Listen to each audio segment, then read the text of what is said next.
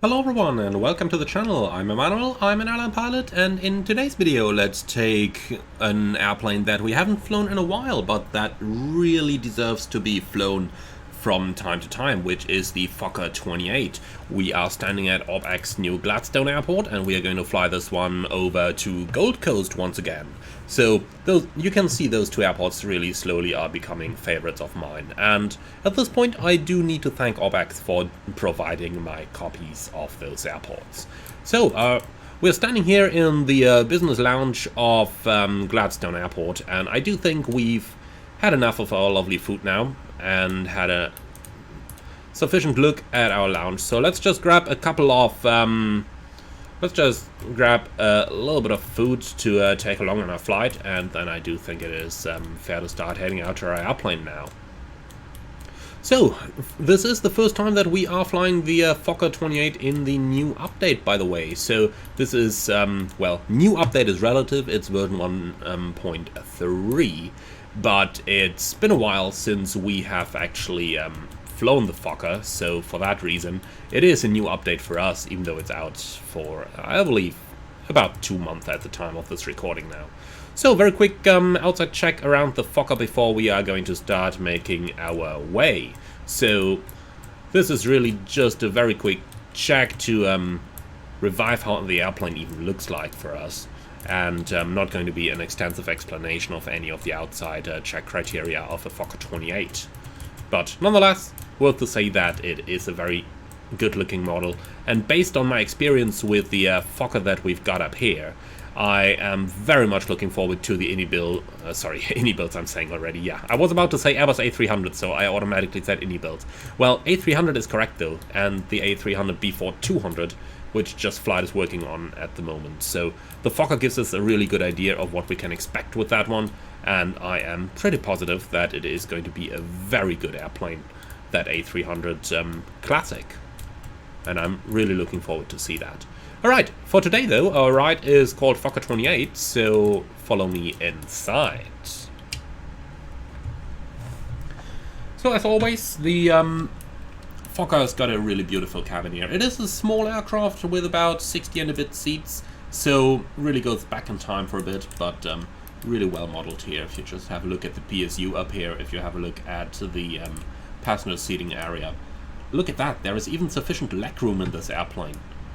Alright, and something that I really like is that the entire cabin attendant station is working, which is pretty cool. But okay, we are obviously going to fly from up here, which is the cockpit. So, let's go ahead with a couple of basic procedures with the airplane. One thing really worth pointing out here is the sounds, so do listen to them, do pay a little bit of attention there. Okay, so we're going to start down here. Battery voltage. Checked on both sides. Then let's go ahead. Battery switch. On. APU fire extinguisher warning. Let's see. APU panel is here, and the fire extinguisher warning. Where can we find that again? Been a little while. I'll tell you what, we are going to start it anyway. Okay, so that's gonna be APU main switch on, generator number 3 switch. Man, number 3 switch, man. My English is great today. Too much talking. Okay, so generator number 3 is off, APU air is off, and then I would say we can go ahead and start up that APU. So air conditioning main switches, we can turn one of them on. Let's do that. Okay, then APU main switch is now running. Let's go ahead with a startup. And the APU RPM is increasing.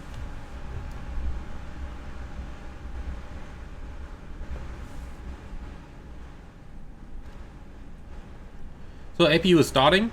Now, once the APU becomes available and once we turn the power and the air on, that is where the sounds really kick in this Fokker 28.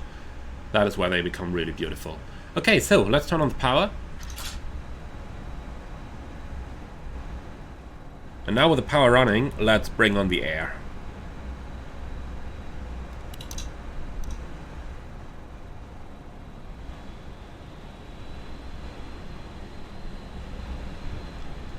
Beautiful.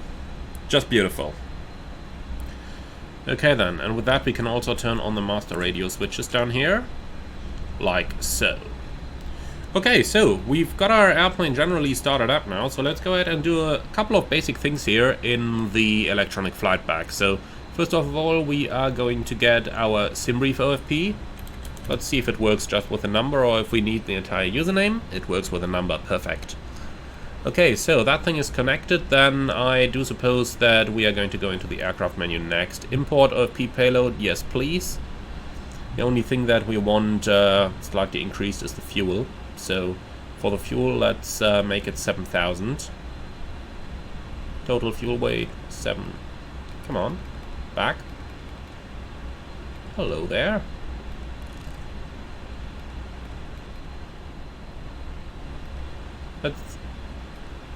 That's annoying. 7,000.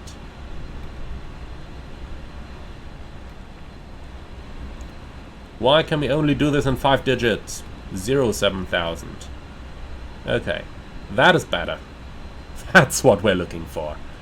Oh boy. Alright, anyway, it's running. That's the important thing. Alright then, if we just go to the options for a moment.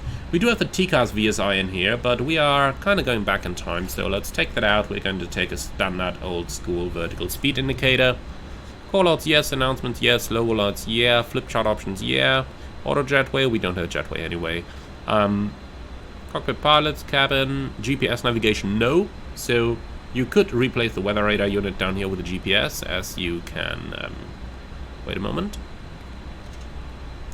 As you could see like that, but no, we don't want that. We are going to go the old school way. Right, radar access steering is looking good. GPWS, altitude callouts, yeah, I absolutely do want those. Okay, cool. So that's our basic options that we got on the airplane over here, which we are going to fly with. Now, if you've seen my ATR video, I'm doing the reverse of this rotation, so flying from Gold Coast up here to Gladstone, then you'll remember in that one we used approximately 800 kilograms of fuel. So let's have a look into the OFP now as to how much fuel we are going to need in here. And that is 2,200 kilograms just to transport, 45 passengers. So it absolutely does make sense to use those small regional turboprops. But okay, now that we talked about it, let's go ahead with our continued procedures. We're going to start on the overhead panel, basically going over everything. So, electrical power is checked, then the emergency light switch is getting armed, external power no, TRUs on, guarded, and generator powers are set to on. Okay, then let's continue on the second panel. I do suppose we can bring up generator number 3, so the APU generator on the AC meters. Startmaster is off, APU is on, then we can go to the third panel. So over here let's go ahead and pre-select our cruising level plus 1,000. So we plan for 29,000 feet during the cruise, so I'm going to set 30 up here. Okay, and the barometric pressure should be 1008, so let's put that on here as well. Okay, now we're going to check the call system together with the cabin crew. And let's see, we made the call in the back, and the pilot call light is up here. Reset, and now we'll do the opposite. Now we'll do the call from the cabin, and we can see the stewardess call light is illuminated in the cockpit. Okay, let's reset that. And the call light went out. Perfect.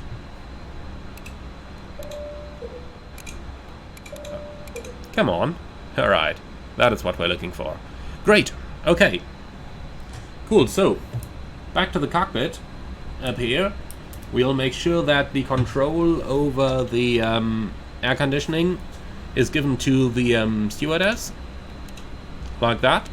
So close the switch.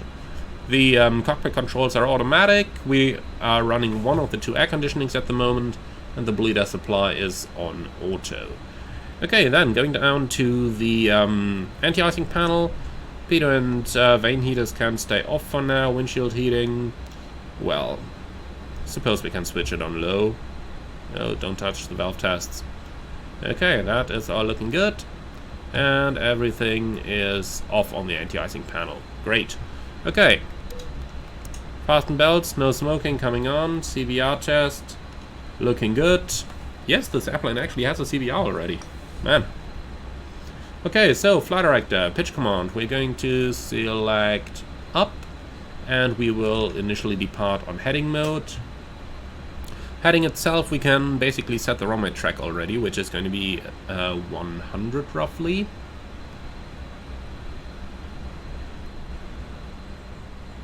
If I'm not mistaken. Okay, and the nav setup we'll do a little bit later on. And getting down to the main panel. Now, not all that much to do down here. We don't have hydraulics at the moment, so our controls aren't working, which does seem about correct. Okay, nonetheless, let's just quickly turn on the electric pumps just to see what we can actually get. So those are on, then we can turn the control lock off. Okay. They do work, that's the most important thing here. And our brake pressure is charged as well now. Okay, electric hydraulic pumps going back off. Great. And the control lock is coming back on. Alright, then down here we gotta test the anti-skid controls, both of which are working, bringing us down to the fuel pumps and the fire warnings. So TBI test is working as well, APU fire test working. Okay, center tank. Can we actually test that? I don't think we can. But in terms of fuel quantity, let's quickly see what we've got in the tanks now. That's 3,500 kilos per tank, so 7,000 in total. Looking good to me. Alright then, back to the center. We are going to test all the fuel pumps, making sure that every single one of them works. Obviously, center tank pumps won't work because we don't have fuel in there. And this is looking good. And then we can go further down to the lights. None of the taxi or landing lights at the moment, but we do need the nav lights. Alright, down to the radios. We are going to listen to radios number 1 and 2, and we can set them up down here. So we've got a 1 to 2.8 and 1 to 1.5.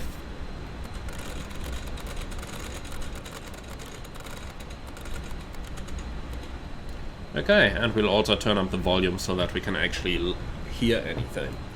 Right, nothing needed on the autopilot panel down here. The hydraulic system controls are all on. The radio master switch is on, and the transponder set towards 2000. Perfect.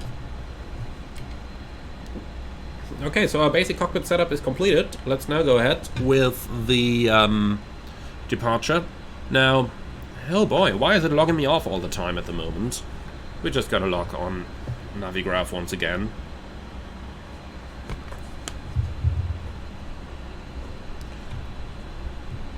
Okay, one moment and we should be connected now. So, one thing for us to notice here on the departure is that we only got an airport chart, but as you can see there is nothing in the SIDs because they basically don't have any over here. So some en route charts would prove rather useful, but we'll have to live with the OFP for that. So if we just go down here, we can see we're going to leave Gladstone on a track of 139 outbound. And that's 16.3. So let's go ahead and tune that active. 16.3. And that's turned on. And then we can set nav2 to Sunshine Coast 14.2, which is going to be our first en route VOR. So 14.2. And always remember, if you want to use those radios, you gotta turn them on. Otherwise they are not going to work. Okay, so we said our outbound track is going to be a 139er or 138. Yeah, let's use 139er. So of course, what is this doing? That was a little bit quick. Okay, 139, and we're going to select the same over here as well. 139. Nav1 is selected, and then we can set the runway heading over here on the charts. So that's 101, and we have almost selected that. Here we go, that's roughly 101. Great. Alright then, final thing for us to do is to go back into the OFP, METAR and 1008. Let's go ahead and select that. And the initial climb, I don't know, give me something like 6,000 or so. Okay, 1008 set 2 times, very good. Okay, cool. So I do believe that is our general setup in the Fokker Continued already, or completed actually. Okay, so with all of that done, let's go ahead and close the doors.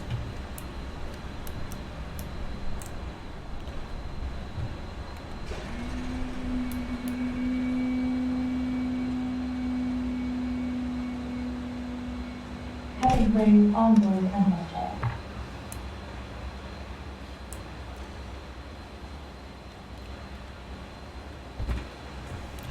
Okay, so here we are.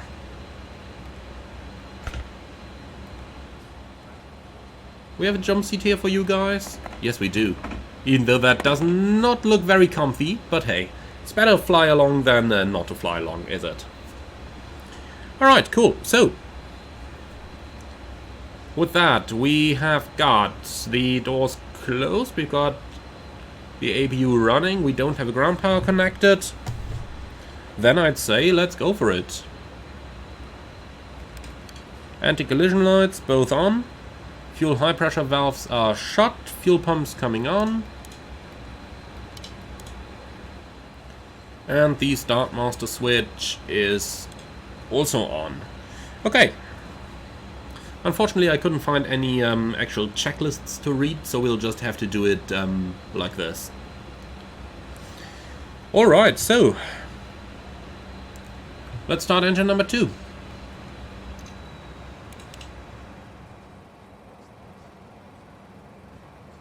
Let's see, is anything happening on here? Yeah, there is. Okay.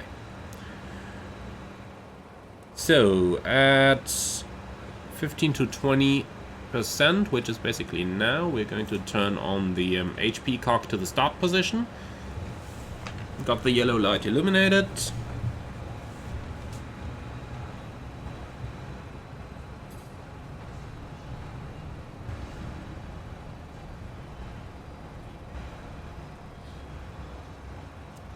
Engine start is in progress.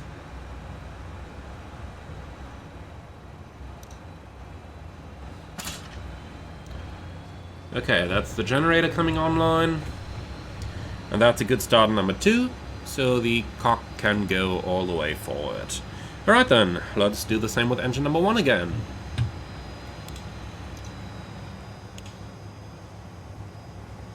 So we've got N2. So, as you can see, high pressure is always the innermost spool. So, N2, high pressure. N1, low pressure. That's kind of what you can remember. Okay, 20%, bring on the fuel.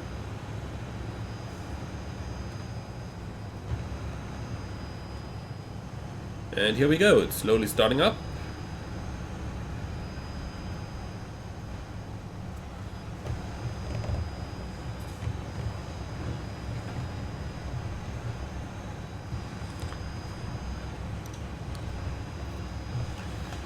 Okay, that looks like a good start. Alright, we've got 2 good starts. Clear disconnect, clear signal on the left side with a pin. Have a good day, bye bye. Okay, so let's see if the generators are working.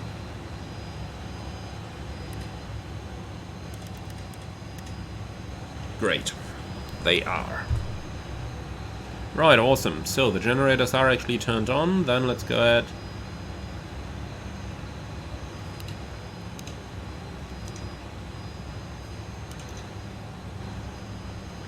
Let's see how many things I'm going to miss up here. Okay, the APU itself, I believe I should have kept that on, but yeah.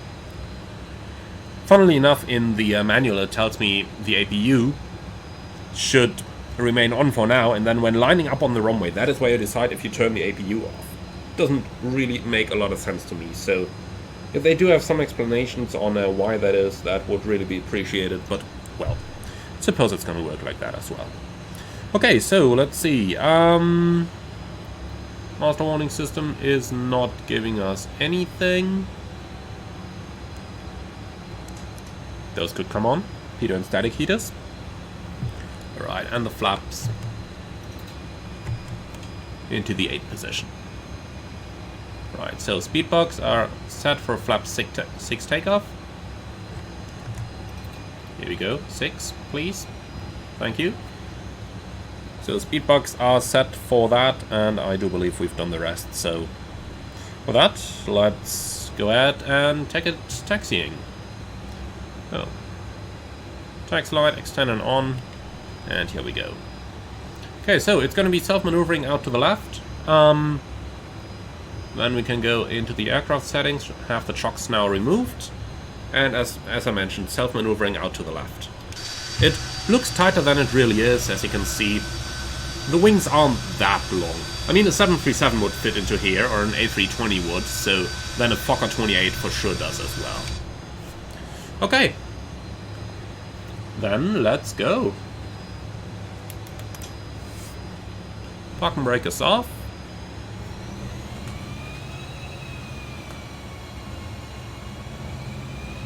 Yeah, easy going. Very easy going.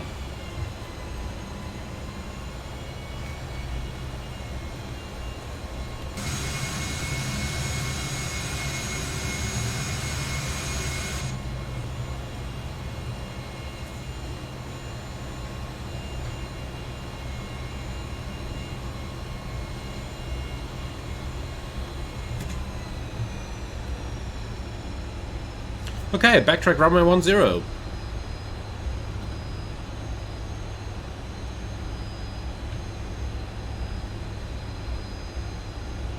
Clear left side and clear right side.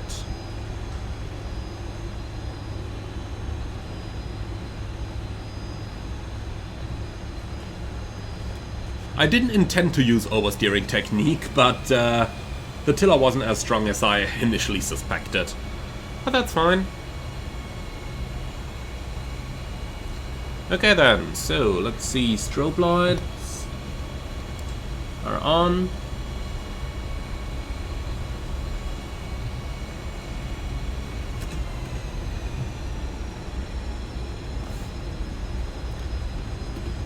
Okay, so a quick version of the takeoff briefing then. It's gonna be a runway 10 takeoff. We don't have any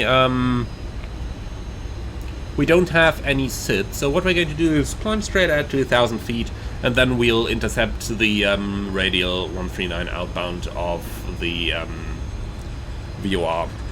And that's it. Okay, so for the taxi, let's see real quick down here. Those switches are in the takeoff position.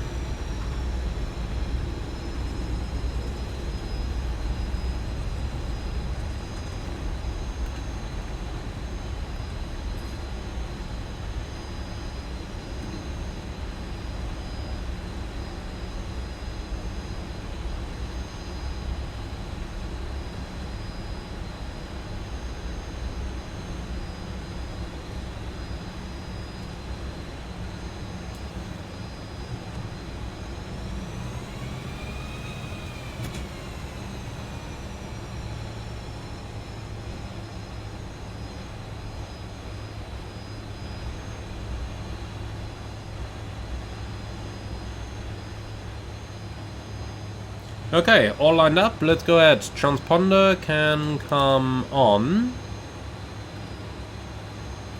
including altitude mode, then landing lights on, flare lights on, and over here I do believe we've got everything on that we need. Yeah, everything except the dome and the ice lights. Okay, that's very good.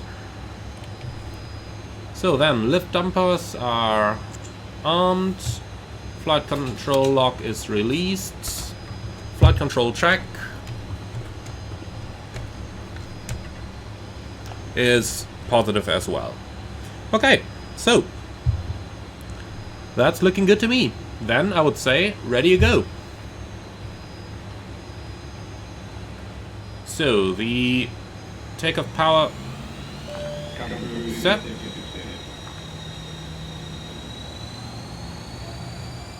Okay, keeping on the brakes. Airplane is holding, great. Set power.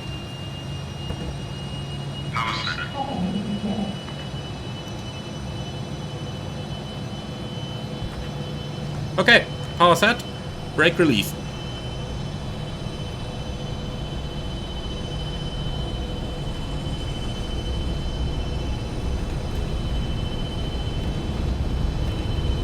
$80 knots, checked.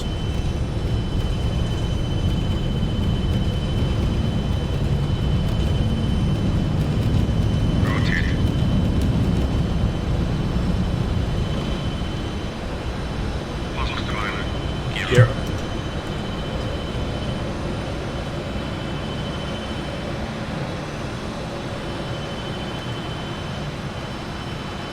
Okay, that's a nice rate of climb there. 5,000 feet a minute.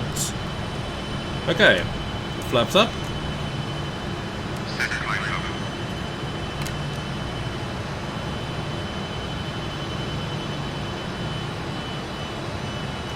Okay, slightly reducing power there. Then right hand turn, intercept the radial outbound. Really agile airplane, lots of fun to fly. To 160 heading. Okay, accelerating.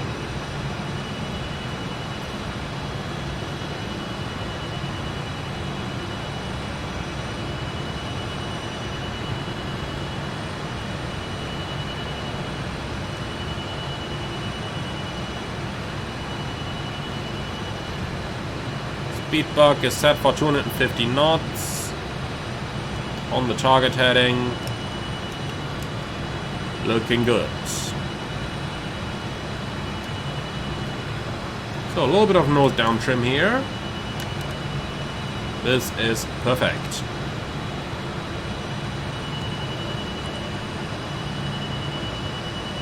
Alright, so we're up and flying. Now let's get the yaw damper on and the autopilot as well. Okay, so heading. So we can just pitch down a tiny bit here. 1,000 to go is checked. Let's go ahead and set our cruising altitude. Set. 29,000 is checked. So the radial is coming in.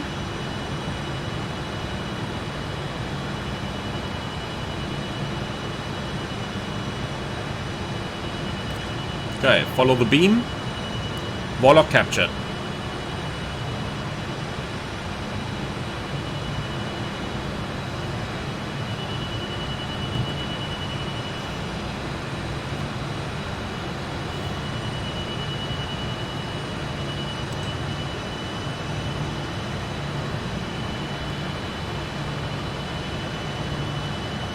Okay.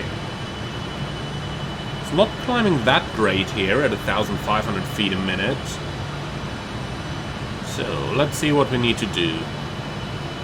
The TTG is going to the climb mode. Flare lights can go out. Taxi light retract.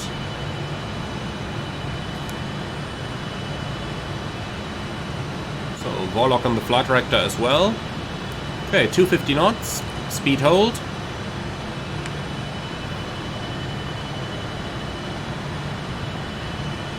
Alright, I do believe that is mostly it.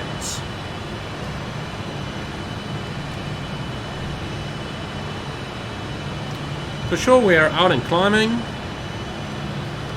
So that should be a general good thing there.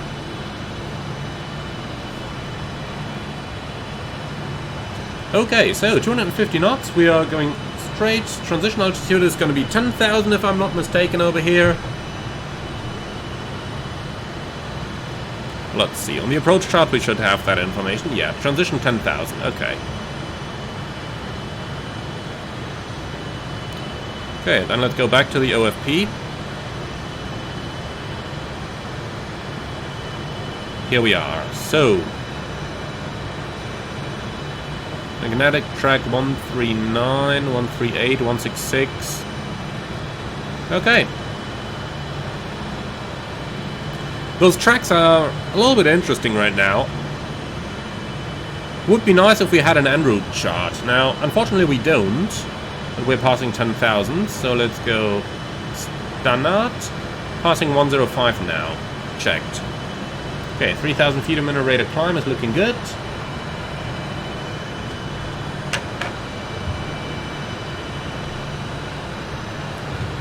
Okay then, so landing lights can come off. We're going to keep the outside lights. Fasten belts off. And then we can also open the door. Okay, cool. So with that, I'd say we are out and on the way.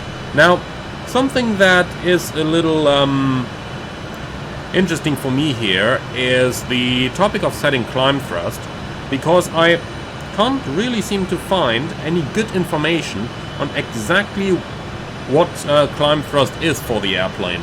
So I do suppose I could just set the I do suppose I could simply go ahead and set my engines to the 100th setting down here, but I'm not sure if that is how I am supposed to do it. Well, probably I'm just blind though, and probably I'm just not finding it in the manuals. I wouldn't be surprised if that was actually the case.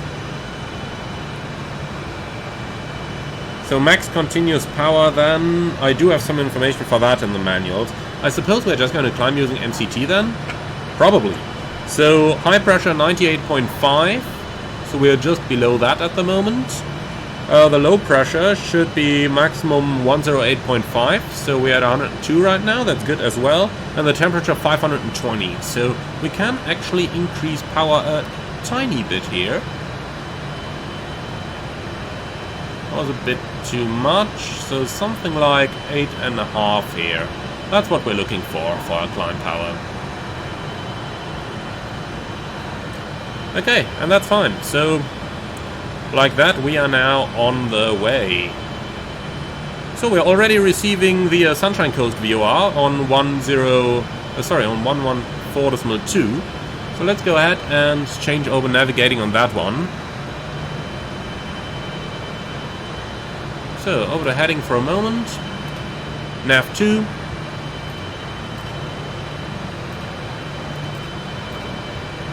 Direct 2. Beam. Now, we are very slightly off, so we are slowly going to start intercepting it. But overall, that is fine for me. Okay. So, just gonna keep an eye on my engines, that we don't overpower them with the time.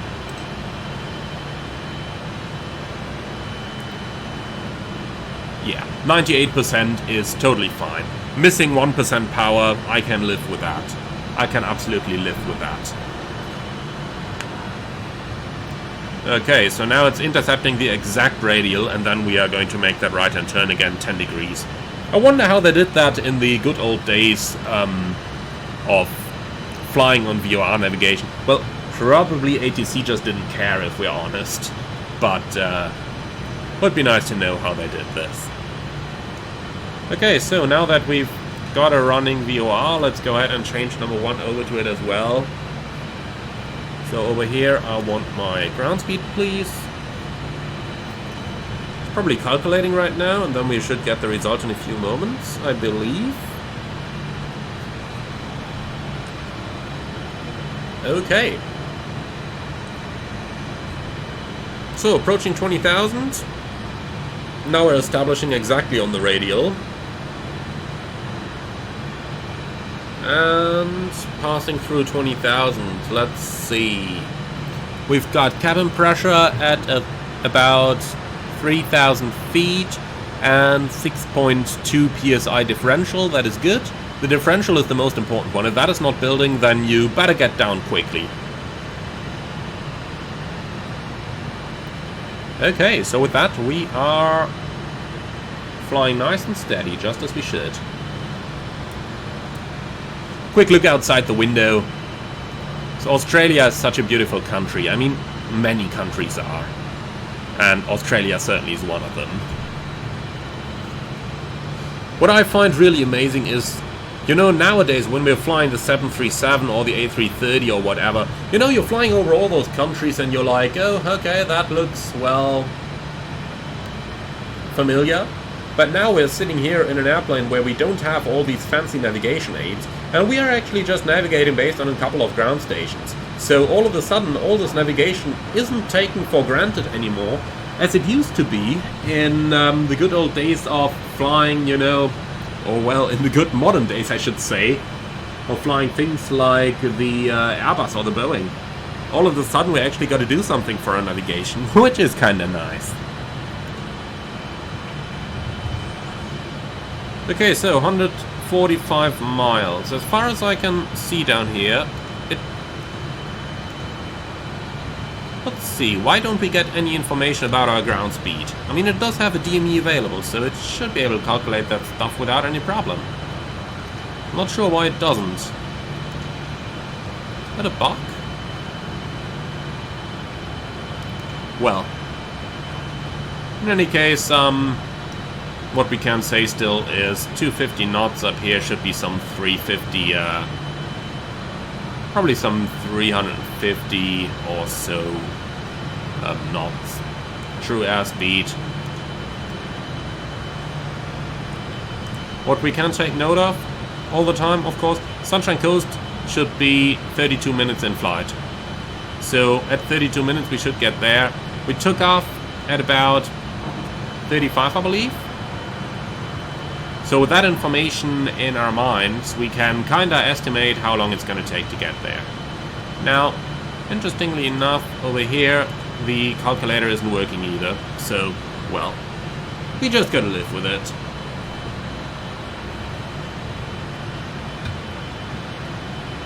It's a bit of a pity that we don't have a ground speed indication though, because those do happen to come in rather handy when doing your vertical calculations. But for some reason that stuff is not working right now. It's fine though. We can still fly on it, we can still work with it. So what's going to be interesting now for our descent planning is this. Basically, when overflying Sunshine Coast, they want us to start the descent like 6 minutes later. However, if we have a look into the miles, we can see that Sunshine Coast remaining distance is 118 miles to our destination, so that comes in really handy when planning our descent. We're looking for a cruise level of 290, so that means from 290 to get down we need roughly 87 miles, plus a couple to lose our airspeed, so we're looking at about 95 miles for our descent. So basically what we can say based on that information, we got 118 to fly from Sunshine Coast, we need, let's say, 100 to get down, then roughly saying 18 or let's say 20 miles outbound Sunshine Coast, we need to start our descent. That doesn't really seem to match the top of descent over here in Sim Reef, but that's fine for me. I rather do that stuff myself. Now let's see, I do believe, yeah, the airplane has a top of descent calculator, so that's, well, kind of making your life easy as well, but this is basically the same that we can calculate ourselves. So let's say 29,000. Enter that. Target altitude, yeah, 0. Field elevation, basically. Ground speed, yeah, funnily enough, we don't have an indication of that anywhere here. So descent angle 3 degrees. Enter. Why does it not want to calculate anything now? Probably. Does it need some more data here? Oh yeah, it probably needs the ground speed, so let's say we're going at 400 knots. Why is it not calculating anything now? That's a little interesting. Now it does. Okay. So desired distance 91, 2,000 feet a minute, yeah. Roughly what we calculated as well. Okay, 2,000 to go. What are our engines doing? Everything's looking good. Perfect.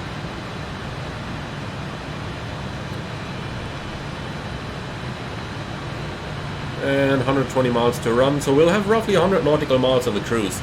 Should be sufficient to do our preparation and to have a little look about our airplane, and then we'll already have to start our descent. So you can see how quick an hour flight time can actually go over here. Makes me wonder what it has to be like when you flew these aircraft in the real world back in the day. Like, this is now really old by now, but can you imagine like sitting in here and you know, flying 4 sectors, maybe 6 flights a day, stuff like that, 1,000 to go. Can you imagine sitting in an airplane like this, flying like 6 flights a day? It kind of feels interesting to me. I'm really happy I don't have to do that. I'm very happy with doing a maximum of 2 flights a day now in the A330. But, you know, it's an interesting thought. It really is an interesting thought. But what I can say is, flying a plane like this, if you're able to, you know, complete the flight fully successfully, you make it to your destination, you don't mess up the vertical profile and planning and stuff like that. That's a pretty satisfying feeling, I tend to say, because it kind of confirms that you still know the basics. I mean, all that VNAV stuff is nice as it is, but let's be honest, this over here is relying less on the computer. I don't want to use the word real flying because it isn't real flying, let's be honest. Real flying is turning the autopilot off, not having any instruments, looking outside. That is real flying. The birds do that, not the humans. Real flying is for the birds. Okay, Mach 0.7 is going to be our cruise Mach number. Let's wait until we've accelerated to there. We're up in 290 and we took roughly, yeah, make that 18, 19 minutes. Let's compare that with the flight plan. 14. Good enough. We should have 4,831 kilos of fuel. We have 6,000 kilos of fuel, okay. But we did lift up a little bit more than we should have, so we must have burned like 1,000 kilograms. And looking over here, where can we see the fuel used? I do believe there was a way to display that.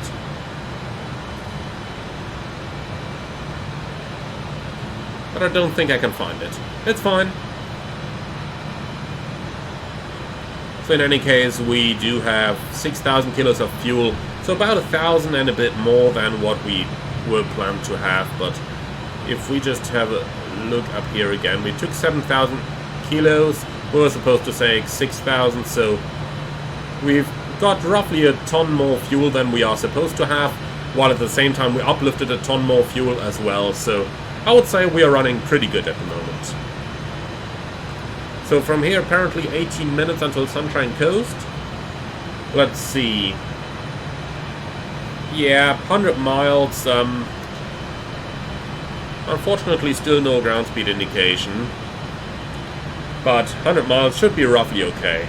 Obviously, I could just take the timing here on the distance and, you know, measure it out, but I really prefer not to. Alright, cabin pressurization looking good as well. Fasten belts are off and the fuel system is all set. Looks good to me. Lights are set. Okay, and we gotta make sure that we don't overspeed here.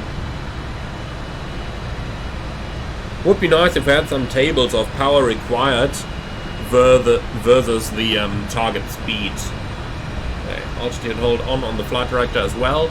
Remember, flight director and autopilot are independent of one another in this airplane, so just because you set something over here, the autopilot isn't doing it. The autopilot is set through this and through this. So that's how I control the autopilot. Becomes easy to confuse, and then you get surprised like, oh, why doesn't the airplane do what I want it to do? Well, because you haven't set it to do that. But it's something you need to keep in mind when flying this airplane. The Fokker is beautiful to fly, but you need to know how to do it. And well, I'm saying you need to know how to do it, while I probably don't even know it myself properly. But hey, you get the idea. So after Sunshine Coast, we're going to fly on 166 track outbound.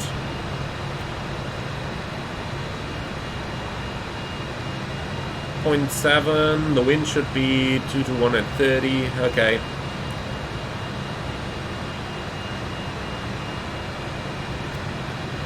Okay, so with that we are pretty much in the air now and pretty much on the way, so let's go ahead and have a very quick another look into the passenger cabin.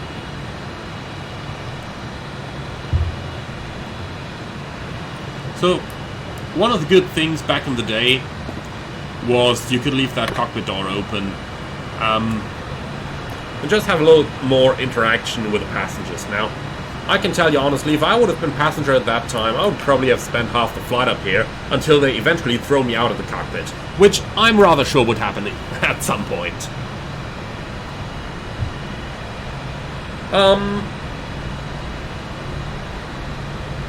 Yeah, in general, don't really know what to say even, like, that must have been so cool. Don't remember actually pressing that stewardess call again, did I? Well, okay, let's have a little sneak through the cabin. We're gonna go all the way to the back. Few things that we notice up here is we don't have any overhead compartment for luggage or so, because back in the day it would just have been normal to check all that luggage in, and that's it. So, rather dark here on the aft jump seat. Do we have anything behind this? Yeah, an engine. Hello there. What do we have in the back? What is this? Oh, that's the speed brakes. Interesting, why do they have speed brakes in the internal model of the airplane? Well, suppose I don't want to know, huh? Well, apart from that, we do have our no smoking sign up here. I don't think there's any in the PSUs, right? We just take a seat over here. What do the passengers see? Nah, no signs up here. Can we, however, do a stewardess call? No. Okay. Well, so be it. We can live with that. And animations on the seats? No.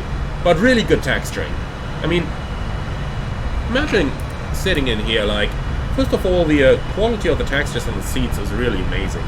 And then you're just sitting here, you know, looking outside, enjoying the beautiful views,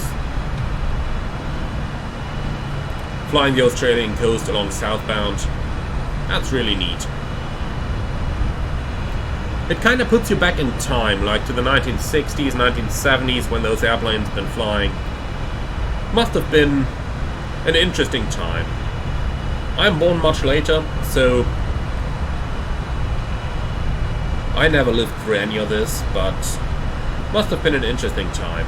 Like, it's always easy when you're standing in the museum, you're looking at stuff, you know, it's always easy just to think like, whoa, this is so old, but those aircraft are not just museum pieces. They did fly, and they did fly a lot. So I always find it completely amazing to think about what it must have been like living back in the day. Especially when you're watching old movies and stuff like that. You see those aircraft fly, but you always have that bad camera quality and stuff. But, you know, the world wasn't black and white back then. The world looked exactly the same like it does right now. So imagine going out to the airport, climbing into an airplane like this, and all of a sudden you're standing here and, yeah, you know, you can go to the cockpit at any time you want, but you're flying in the real world with these things. What is that? Overspeed warning? Probably, yeah. Let's pull the power a bit. It's too bad we don't have an auto throttle. Yeah, come on, this is nothing. That's only a very small bit there. What is rather important, even if you do encounter an overspeed like that, is that you don't just pull the power back to idle to get the speed back as soon as possible, but you want to do it very slowly, because those engines will be very, very slow to spool back up. In the real world, that is even more a problem than it is in Flight Simulator. In Flight Simulator, you know, I can always do this, have the engine spool back, now I'm adding power again and they just come back up. In the real world, it doesn't work like that. It takes up to 20 seconds for the engines to spool back up to typical cruise power settings. So, if you go to idle and you are not very, very careful, especially in aircraft which have barely any excess power. The A330 is such an aircraft, the 737 is as well. You can very quickly get yourself in a trouble. And if there is one thing that we do want to avoid, then it is absolutely filling out paperwork. It's not like flying these aircraft here isn't a great dose of paperwork anyway, but you get where I'm going with this. It would be nice for the time when you are sitting in the back, you know, to have some sort of an auto throttle in this plane, but, well, we don't, and I suppose it's fine like that as well. Okay, so a little bit of preparation for our next handling. It's going to be a right and turn 166. Let's see, we're flying on nav 2 right now, so I'm going to set 166 on course 1. Like that. Great. What we can do as well is to already tune Brisbane VOR 13.2. Do we receive anything there yet? Yes, we do. So we could even take a shortcut and proceed direct to Brisbane. But I don't think that shortcuts have been a big thing back in the day, so we'll just pre-select it, but I'm not going to take that shortcut actually. We'll fly via the filed routing. Okay, so let's start having a look into the arrival data then. Destination Gold Coast. 190 at 4, no cloud detected, 25 1010. Okay, so let's see what we have then. Do believe it's an ILS runway 14. Yep, ILS approach runway 14. That's making our life easy. Okay, so we cannot pre-select any of this. We can literally just have a look at it and then set everything as we go on the fly. But what we can do is a little bit of planning ahead. So let's say this, 10 miles prior to our destination we want to be in 3000. Actually the platform is 2.5 over here in Gold Coast, so we'll start in 2500. But let's say 10 miles prior to the airport we want to be in 2500. So that means we gotta lose 26,000 and a bit, so that is 26 times 3, so 60 miles plus 18 miles, 78 miles to lose our altitude. So now we can once again do the mathematics. 78 miles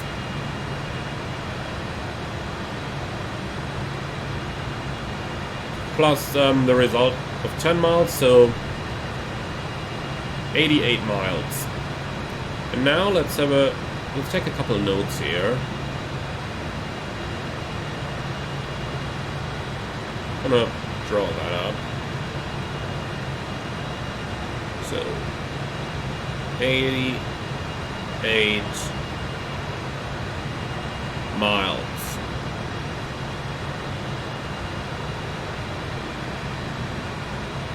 Plus what we need to lose our airspeed. Let's see, that's going to be, yeah, let's say 10 miles extra, so plus 10 for speed, give me 98 miles, and to make our lives easy, let's say 100 miles.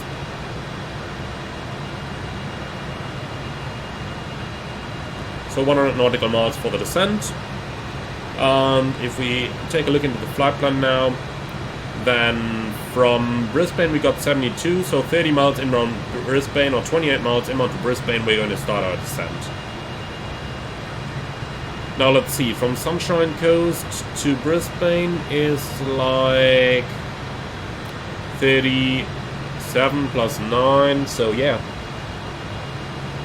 As we calculated just after reaching our top of climb, about 20 miles out from Brisbane, from Sunshine Coast we're going to start our descent.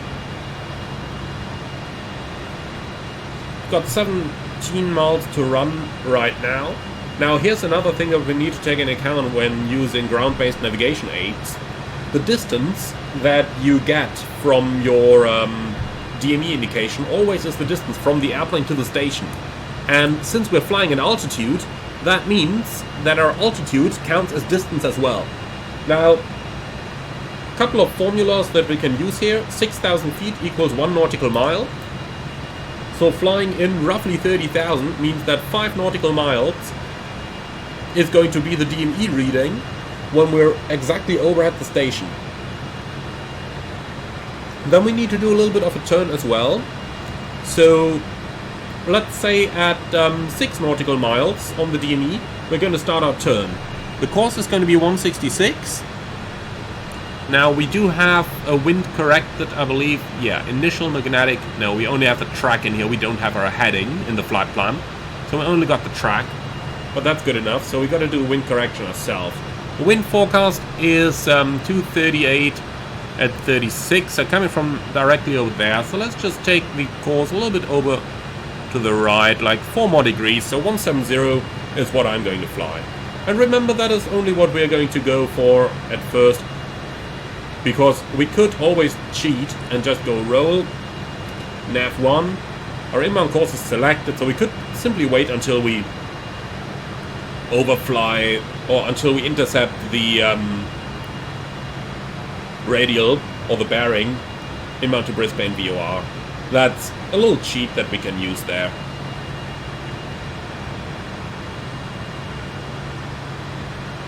So we can literally just continue straight ahead now until we intercept the course. Let's just cross-check. Sunshine Coast, outbound 166. Very good.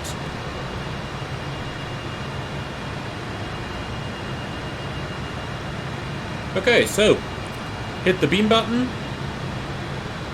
And with that, the airplane is turning to intercept our bearing inbound.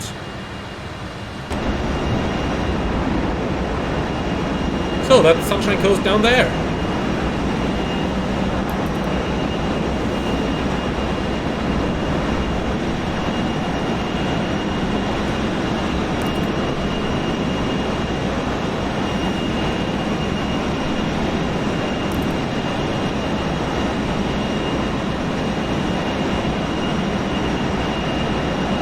That must be a very nice place to live.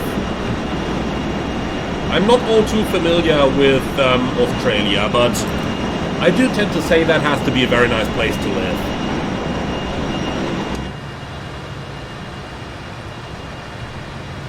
Okay, and here we are. So, over at Sunshine Coast, 32 minutes is what we're supposed to have on the watch, and it pretty much is.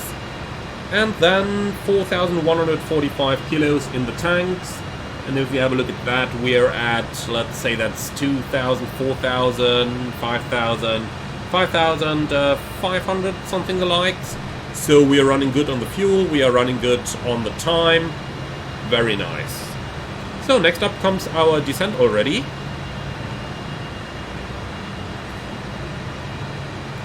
As we said, 100 nautical miles is what we want, so after Brisbane VOR at 72, so 30 miles inbound to Brisbane, which is in 7 nautical miles. So that matches our previous calculation very well. So the next thing we can already pre-select then, after Brisbane, is going to be Gold Coast VOR already, 112.3. Navigator number 1, so let's go 12.3. Let's see, maybe we're receiving it already. We are. Okay, awesome. That is going to make our descent monitoring a little bit easier. So, 30 miles out, let's set our target altitude down. We're going to start with, like, I don't know, 15,000 or so.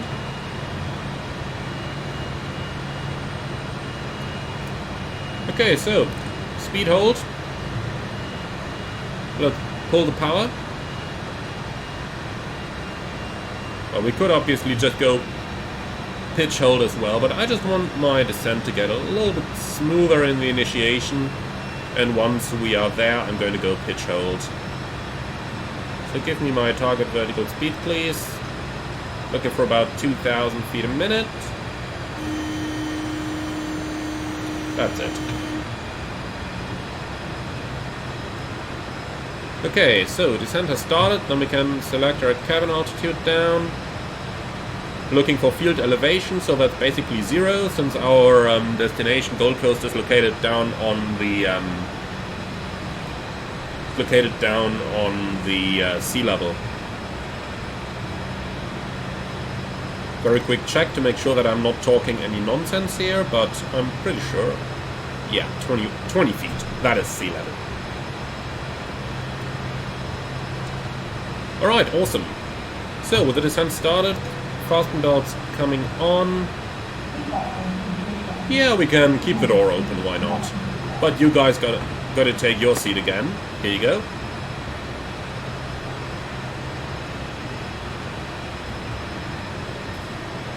So, speed target on the descent, something about 280 is going to be very nice.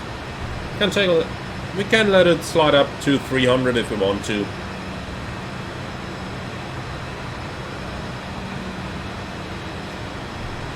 Okay, so, a little bit of cross-checking then. We said 30 miles inbound to Brisbane, we wanted to start our descent. That means for every 10 miles we want to lose about 3,000 feet. And indeed, we're 3,000 down by the time we're passing 20 miles. So that is pretty good. So when we're at 10 miles inbound, we want to be in 23,000 and so on.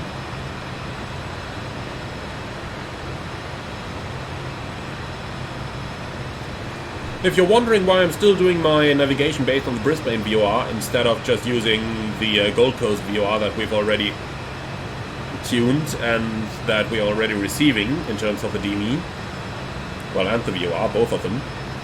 If you're wondering why I'm still using Brisbane, that's simply for the fact that we are, covering a little bit further ground distance than if we were just flying direct. I mean, this isn't too much of a difference, but nonetheless, just want to be on the safe side here, making sure that we're actually going down properly. So, let's prepare our next turn. After Brisbane, we're going to fly on a 147 track outbound. That's going to lead us to Gold Coast VOR.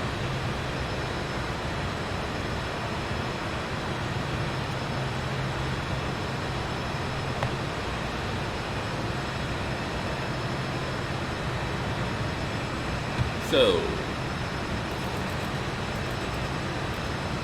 147 course is selected.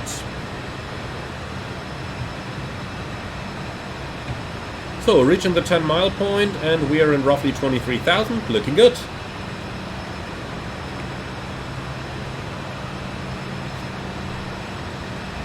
Okay, let's go down to 10,000.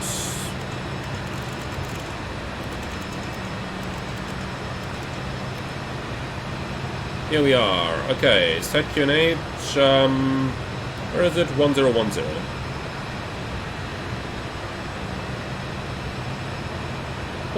Cross check, passing 22.2. Now, checked.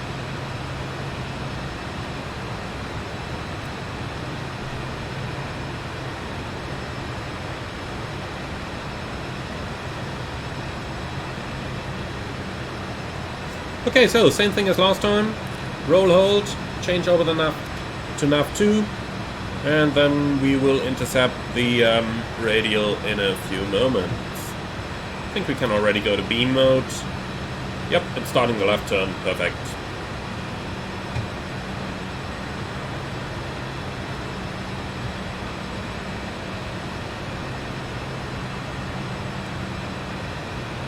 Okay then, let's pitch down a little bit to make it a bit steeper.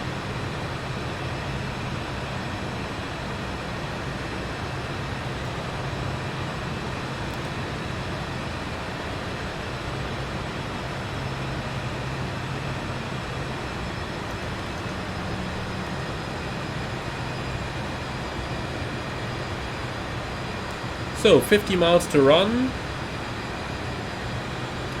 Passing 20,000, that means we're a little high right now, but we can easily correct that. Okay, we're navigating on the number 2 radio, direct to Gold Coast now. So we can tune the ILS, 111.1. In the nav 1.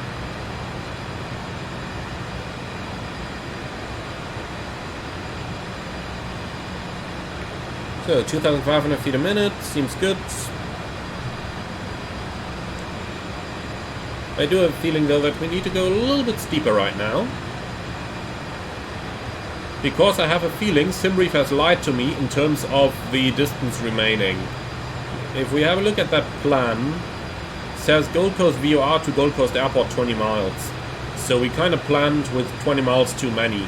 Because if we're looking at this right now, passing 18,000, 43 miles to run, at 30 miles we should be in 10,000, so we need to go a little bit steeper.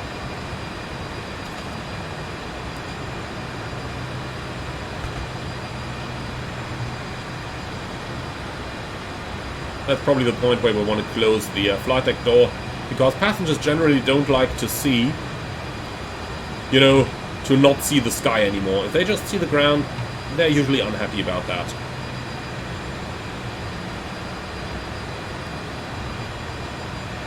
So for a short moment we gotta descend like twice as steep as usual. 10 miles to lose 6,000 feet, so...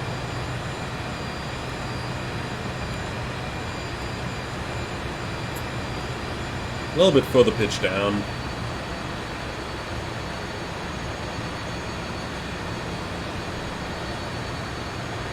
The airport, I believe, is located somewhere over here. I think that's the airport over there.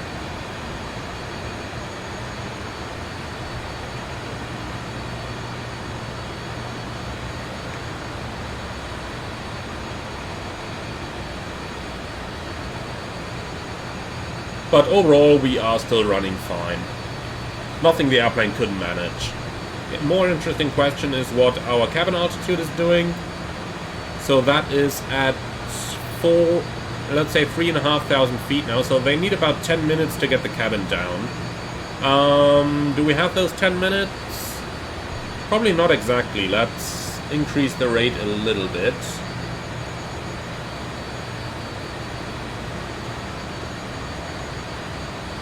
Make it more like 500 feet a minute rate of descent. Then the cabin needs 7 minutes. Yeah, that's good. That's what matches our flight profile a little bit better. Okay then, descent 2,500 feet, which is from where we are going to intercept the ILS. And those 2,500, if we have a look at the chart over here, they are below the MSA. Okay. But we are visual, so that is okay. So approaching 10,000. Let's pitch up a little bit now in order to start losing our speed.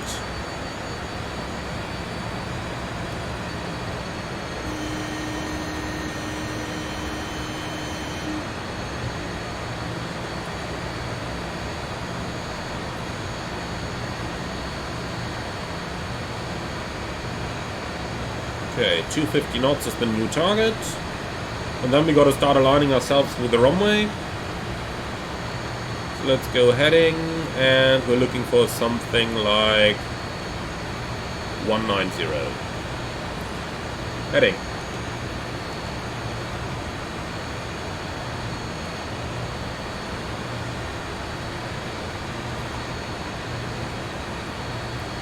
I'll tell you what, I will turn the autopilot off for a moment to get that speed aligned properly.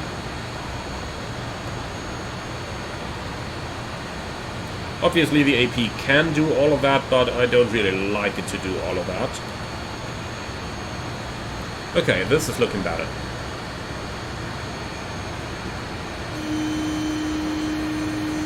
Oh, come on, landing gear warning. Okay, a little bit of speed brake to help it go down. Okay then, let's switch over to the ILS indication. Inbound course 139er.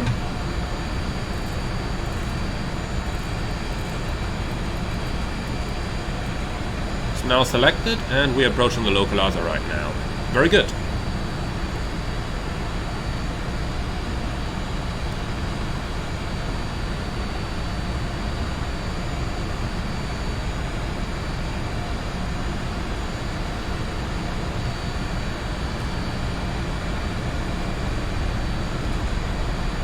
Man, this plane has lovely speed brakes. Look at that.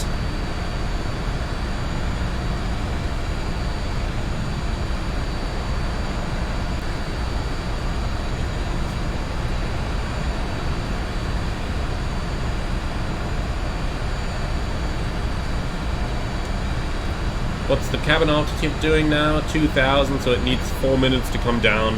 Very good.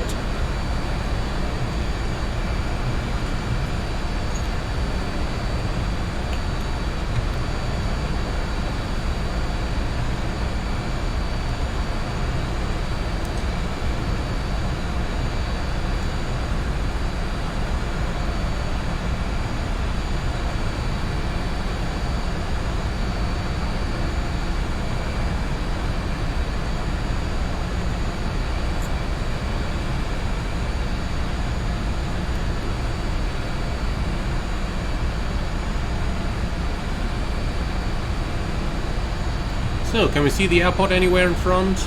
Not really, huh? No. But that's fine. We're approaching the glide slope now. So we're almost in it.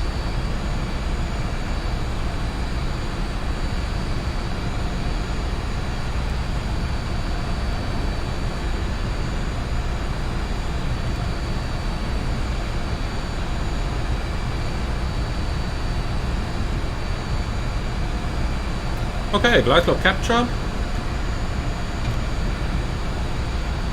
Go around altitudes. 3,000 set.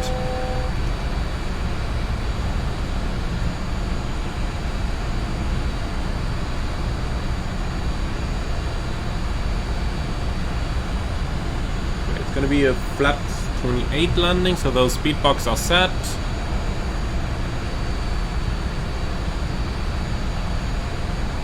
And we are perfectly established.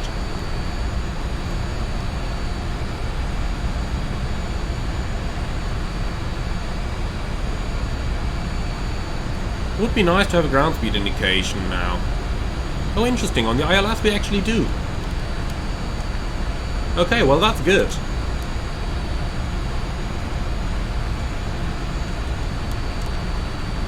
So 211 knots, so we need about 1,000 feet a minute to stay on the glide slope. There's our runway, looking very good.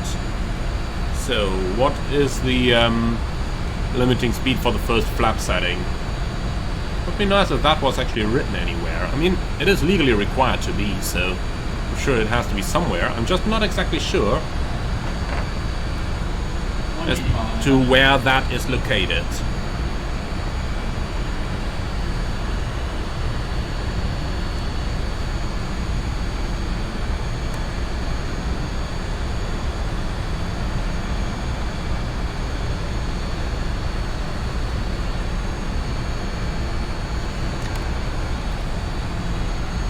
Oh man, I've got full speed brakes out and I can barely get the airplane down. That's interesting.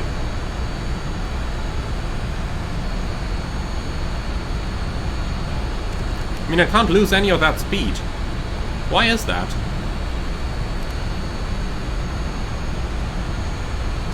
Even at 1,000 feet a minute, my speed is not decreasing.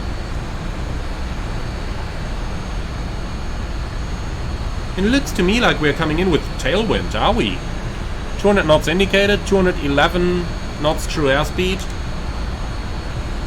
Well, I'll tell you what we do. If we're coming in with tailwind, then let's not mess with it. Let's make it a circling for the opposite runway. So we'll level off at 1,000, or what's the circling MDA here? Cat Charlie airplane, 807, 860. Okay, so we go down to 860.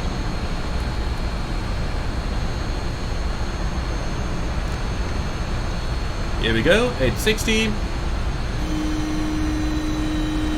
Come on, I'm just reducing power a bit. Okay, so, flap 6. Gear down. Let's start the circling.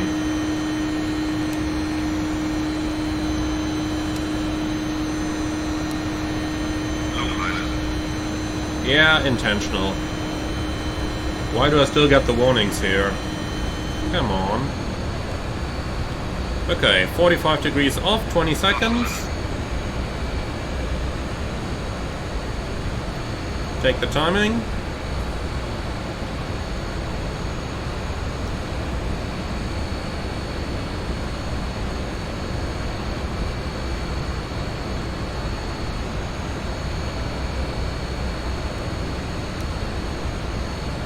Make sure to maintain that altitude. Okay, 20 seconds. Turn on to downwind.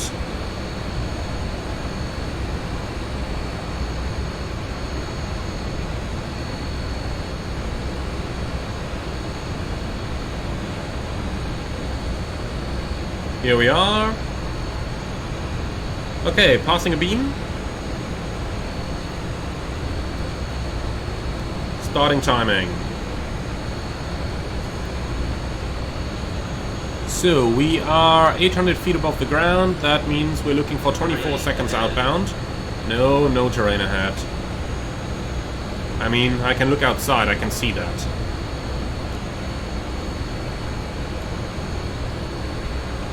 Okay, 24 seconds. Start the left-hand turn.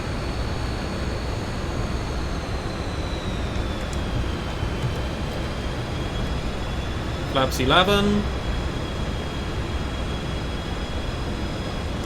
Flaps 18. Okay.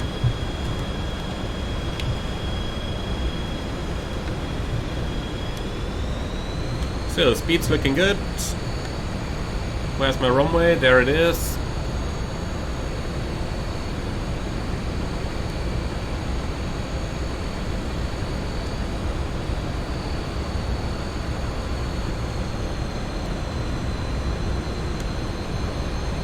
Very hard to see the puppy.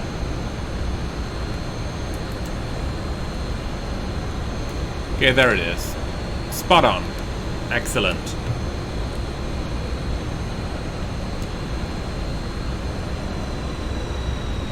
Okay, that's 3 wide. Now we're back in. Slightly overshot the turn, but not too bad.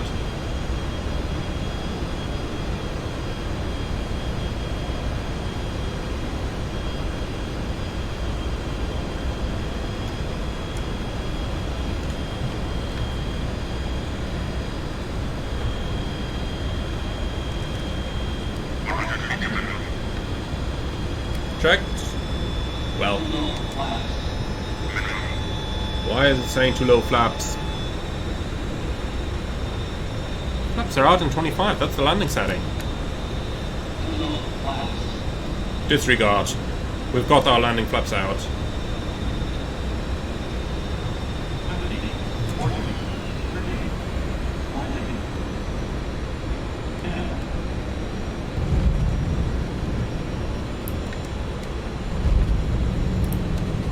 Okay.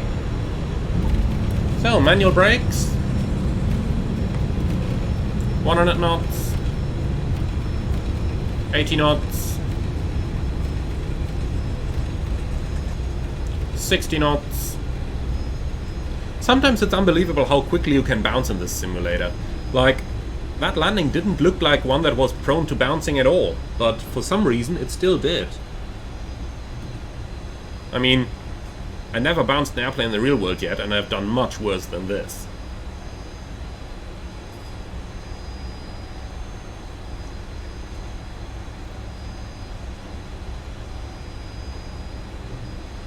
Alright then, runway is vacated. Let's taxi straight to the terminal.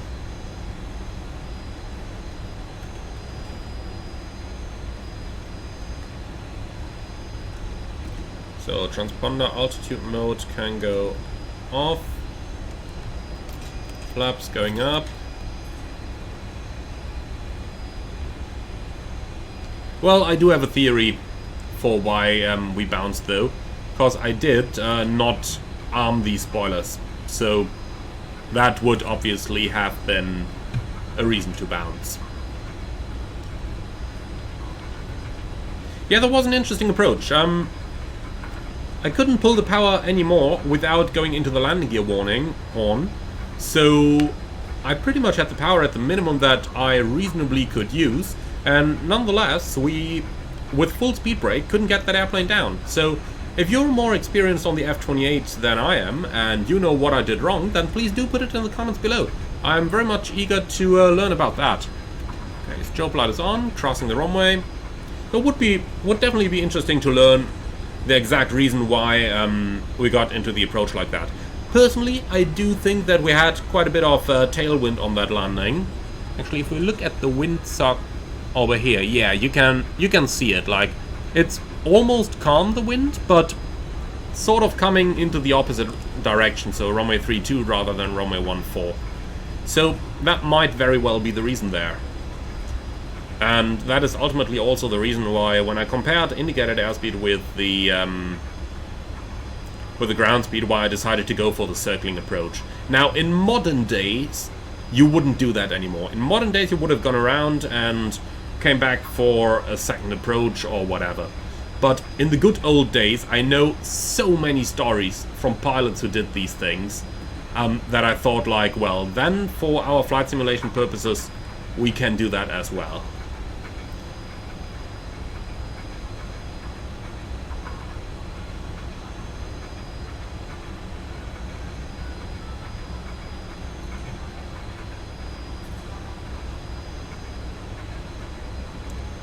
Okay, so looking for stand 1.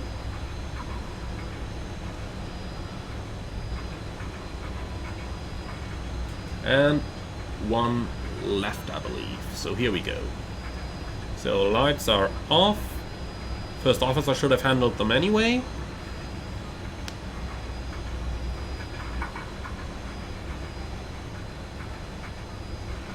Here we go. 1 left.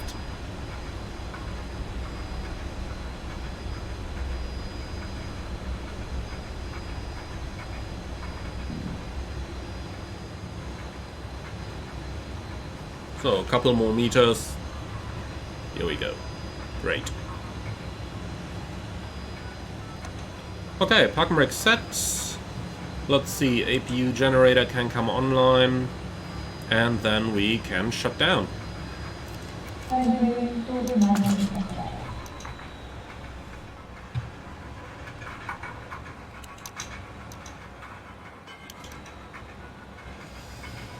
Alright.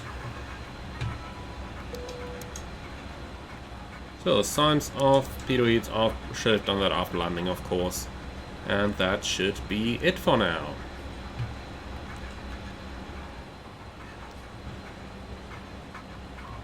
Alright, so let's just see. I do have a feeling we're... Nope, power is there. Okay. It just looked a little bit too dark, if you know what I mean. But looks like that was normal.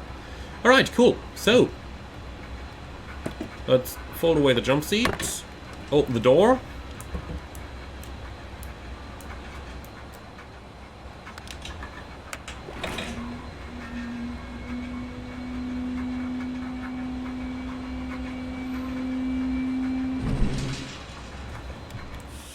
And I do wonder why the drone camera is doing these kind of things, but here we are, my friends. I do hope you enjoyed this little flight with the Fokker 28. I most certainly did. And I am looking forward to do further flights with it in the future, certainly every now and then, because it is one of those remarkable little airplanes that are very easy to forget because they don't resemble our typical modern days glass cockpit airliner, but they're so much fun to fly. So with that, I would like to say thank you very much for flying along. Hope that you've enjoyed it, and if you did, then please do let me know in the comments below and by leaving a like, as it does really help out the channel. If you're up for more, don't forget to subscribe, and finally, I am very much looking forward to see you all again on the next one.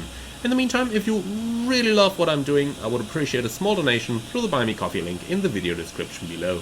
Thank you for watching, and see you all again on the next one.